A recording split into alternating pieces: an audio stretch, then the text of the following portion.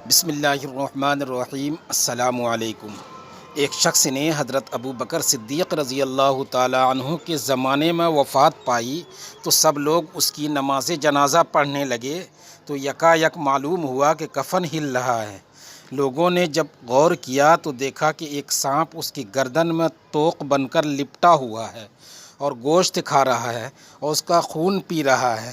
لوگوں نے اسے مارنا چاہا تو سانپ نے کہا، لا الہ الا اللہ محمد الرسول اللہ، مجھے کیوں مارتے ہو؟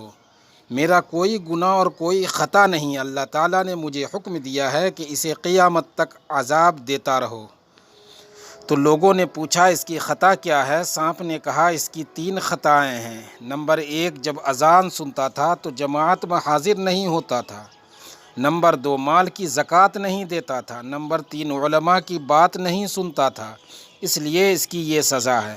حضرت ابو بکر صدیق رضی اللہ تعالیٰ عنہ سے روایت ہے کہ دحیہ کلبی عرب کا ایک کافر بادشاہ تھا اور نبی کریم صلی اللہ علیہ وسلم چاہتے تھے کہ وہ اسلام قبول کر لے، کیونکہ اس کے ساتھ اس کے خاندان کے 100 آدمی تھے۔ نبی کریم صلی اللہ علیہ وسلم اس کے لیے اور اس کے اسلام قبول کرنے کے لیے دعا کیا کرتے تھے۔ جب دحیہ کلبی نے اسلام قبول کرنے کا ارادہ کیا تو اللہ تعالیٰ نے فجر کے بعد نبی کریم صلی اللہ علیہ وسلم کی طرف وحی کی کہ اے محمد صلی اللہ علیہ وسلم، میں نے دحیہ کلبی کے دل میں اسلام کو ڈال دیا ہے اور تھوڑی دیر کے بعد وہ آپ کے پاس آنے والا ہے۔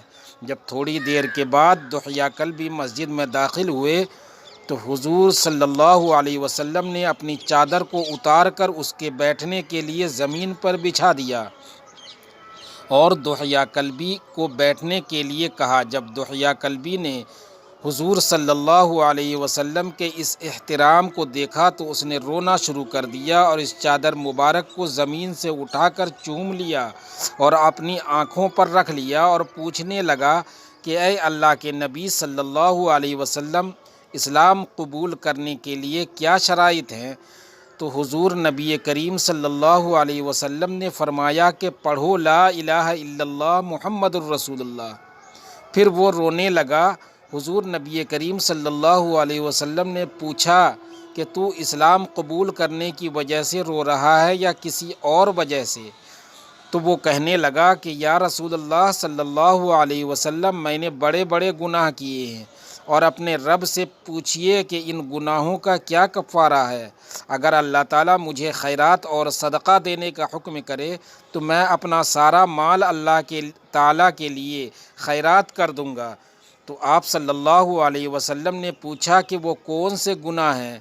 تو وہ کہنے لگا کہ میں ایک عرب کا بادشاہ تھا اور میں نہیں چاہتا تھا کہ میری بیٹیاں ہوں اور ان کے خاوند ہوں، اس لیے میں نے 70 بیٹیوں کو اپنے ہاتھوں سے قتل کیا۔ حضور صلی اللہ علیہ وسلم یہ سن کر حیران ہوئے۔ اسی دوران حضرت جبرائیل علیہ السلام اللہ تعالیٰ کی طرف سے وحی لے کر آپ صلی اللہ علیہ وسلم کی خدمت میں حاضر ہوئے کہ آپ صلی اللہ علیہ وسلم دحیہ کلبی سے کہہ دیجئے کہ مجھے اپنی عزت اور جلال کی قسم، جس وقت تو نے کلمہ پڑھا تھا تو میں نے تیرے 60 برس کے گناہوں کو بخش ڈالا تھا، تو پھر میں تمہارے یہ گناہ کس طرح نہ بخشوں گا؟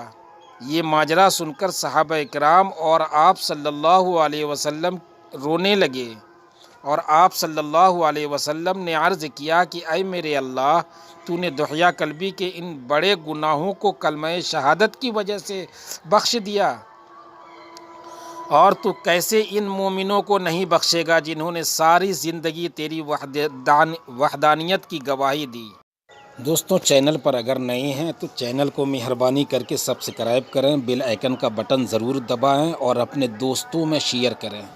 شکریہ۔